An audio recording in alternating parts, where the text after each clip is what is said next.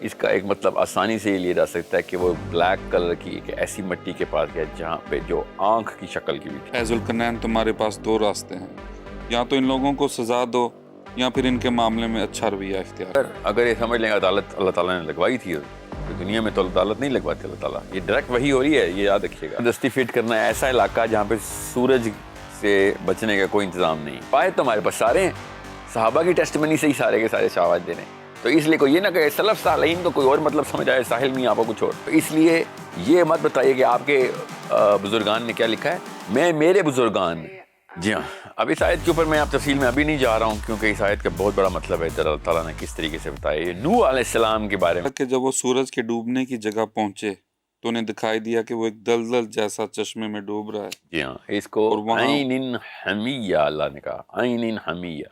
یہ جو حمیہ ہے نا، یہ خاص ایک مٹی ہے، بلیک مڈ، ٹھیک ہے۔ سو یہ ایک اس کی تفصیل میں بہت لمبی ہے، مگر اس کا ایک مطلب آسانی سے یہ لیا جا سکتا ہے کہ وہ بلیک کلر کی ایک ایسی مٹی کے پاس گیا جہاں پہ جو آنکھ کی شکل کی بھی تھی۔ کچھ ذہن میں تصویر بنتی ہے آج کل کے علم کے مطابق، وہ آنکھ کی شکل کی مٹی، کالے رنگ کی، ہاں، بلیک ہول۔ جی۔ تو اللہ تعالیٰ جب عین حمیہ بولتے ہیں تو ہم نے کیوں اس میں سے پانی والا فوارہ نکالنا ہوتا ہے؟ ٹھیک ہے، بہرحال یہ ایک ایسی آپشن ہے جس کو ہم اس وقت we can ponder upon this, آگے چلیں اس کا، کیونکہ ہمارے سبجیکٹ یہ پروگرام سے تعلق ڈائریکٹلی نہیں ہے، اس لیے میں بلیک ہول کے اوپر ڈائریکٹلی نہیں جا رہا ہوں۔ بہرحال ابھی آگے کیا ہوا؟ اور وہاں انہیں ایک قوم ملی، جی، ہم نے ان سے کہا اے ذوالقرنین، تمہارے پاس دو راستے ہیں، یا تو ان لوگوں کو سزا دو یا پھر ان کے معاملے میں اچھا رویہ اختیار کرو۔ انہوں نے کہا میں ان میں سے جو کوئی ظلم کا راستہ اختیار کرے گا اسے تو ہم سزا دیں گے، پھر اسے اپنے رب کے پاس پہنچا دیا جائے گا اور وہ اسے سخت عذاب دے گا۔ البتہ جو کوئی ایمان لائے گا، وہ نیک عمل کرے گا تو وہ بدلے کے طور پر اچھے انجام کا مستحق ہوگا، اور ہم بھی اس اس کی کو تفصیل بہت لمبی ہے اور اس کے اندر کچھ ایسی پوسٹولیٹس ہیں جو کہ ضروری ہیں ڈسکس کریں، مگر ہمارا چونکہ موضوع یہ نہیں ہے، کیونکہ انبیاء کی جتنی بھی لسٹ ہے اس پہ ان تمام انبیاء کے ساتھ اس پوری لسٹ میں اللہ تعالیٰ نے عدالت کا حکم دنیا میں زندہ لوگوں کے اوپر کسی کو نہیں دیا۔ تو اس لیے عمر بن خطاب رضی اللہ تعالیٰ نے کہا تھا کہ ذوالقرنین جو ہے نا ایک فرشتہ ہے، وہ انسان نہیں ہے۔ تو مگر اگر یہ سمجھ لیں عدالت اللہ تعالیٰ نے لگوائی تھی، کیونکہ دنیا میں تو عدالت نہیں لگواتے اللہ تعالیٰ، یہ ڈائریکٹ وہی ہو رہی ہے، یہ یاد رکھیے گا۔ ہم نے ذوالقرنین سے کہا، ڈائریکٹ وہی ہو رہی ہے، تو غالب گمان نہیں کیا جا سکتا، یہاں پہ ایک گمان تو کیا جا سکتا ہے کہ یہ نبی ہی ہیں جن پہ ڈائریکٹ وہی ہو رہی ہے، ٹھیک ہے۔ تو سزا کے لیے اور جزا کے لیے اوپن کورٹ دے دی اللہ تعالیٰ نے ذوالقرنین کو یہاں پہ۔ بہرحال موضوع یہ نہیں ہے، اس لیے میں اس کی تفصیل میں نہیں جا رہا۔ اس کے بعد وہ ایک اور راستے کے پیچھے چل پڑے۔ فَأَتْبَعَ سَبَبًا، ہم۔ سببا، راستے پہ، وسائل پہ نہیں۔ یہاں تک کہ جب وہ سورج کے طلوع ہونے کی جگہ پہنچے تو انہوں نے دیکھا کہ وہ ایک ایسی قوم پر طلوع ہو رہا ہے جسے ہم نے اس کی دھوپ سے بچنے کے لیے کوئی اوٹ مہیا نہیں کی تھی۔ جی، اب یہ اس دنیا میں انہوں نے زبردستی فٹ کرنا ہے ایسا علاقہ جہاں پہ سورج سے بچنے کا کوئی انتظام نہیں ہے۔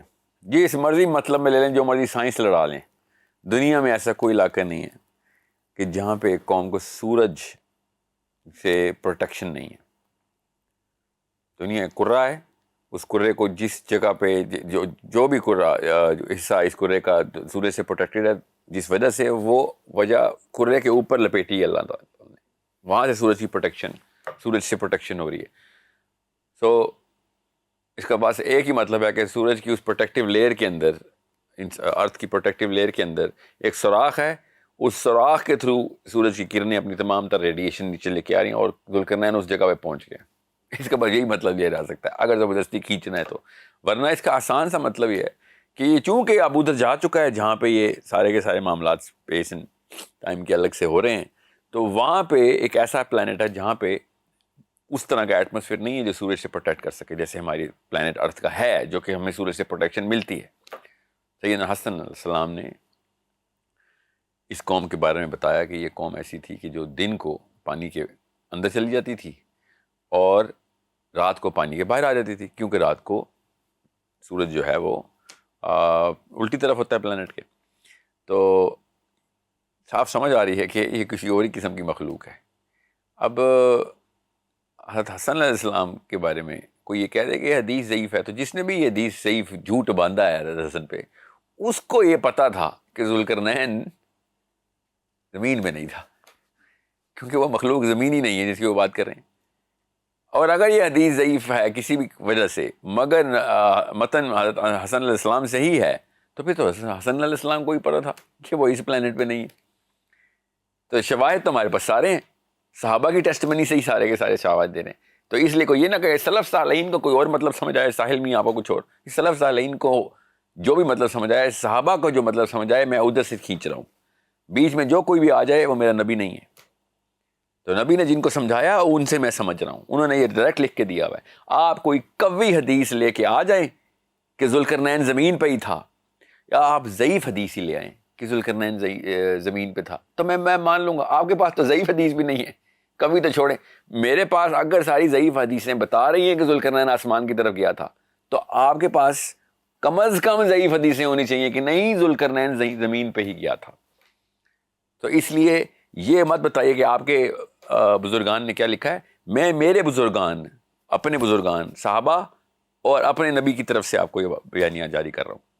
سو آپ نے کاؤنٹر کرنا ہے تو اسی انسٹرومنٹ کے اوپر کاؤنٹر کریں، اسی وزن کی کوئی دلیل لے کے آئیں، اپنے کسی بزرگ کے اقوال نہ لے کے آئیں کہ انہوں نے کیا سمجھا.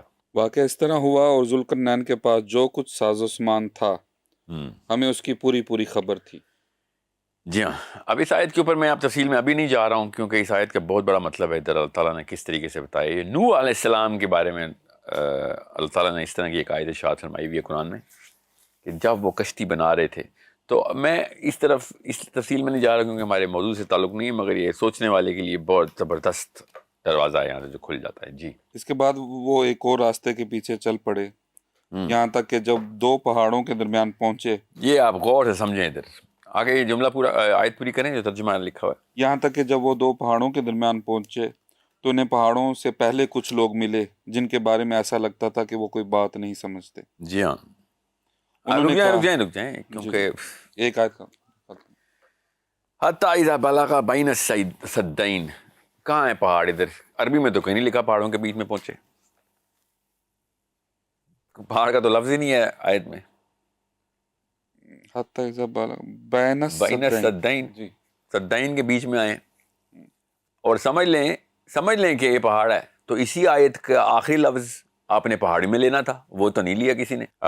اس سے اگلی آیت کا جو آخری لفظ ہے بین السدین میں آئے ہیں، سمجھ لیں دو پہاڑوں کے بیچ میں آئے ہیں ذوالقرنین، اور اینڈ میں آ کے انہوں نے سدا ہی کریٹ کیا. تو تیسرا پہاڑ بنایا انہوں نے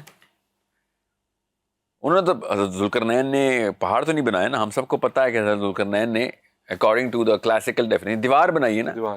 تو پھر یہاں پہ دو دیواروں کے بیچ میں پہنچائے نا، دو پہاڑوں کے بیچ میں کیوں پہنچا رہے ہیں؟ انہوں نے بعد میں دیوار کیا اور پہلے جی کیونکہ سدین پہاڑ ہیں ہی نہیں. کون بتائے گا؟ قرآن خود بتائے گا، کوئی اور نہیں بتائے گا. اس لیے میں ان ترجمے کے اوپر نہ جانے پہ اس لیے مجھے تکلیف ہوتی ہے، کیونکہ قرآن پاک میں اس کا اصلی مطلب کوئی اور کہیں اور سے لے نہیں سکتا تھا. وہ سورہ یاسین ہے.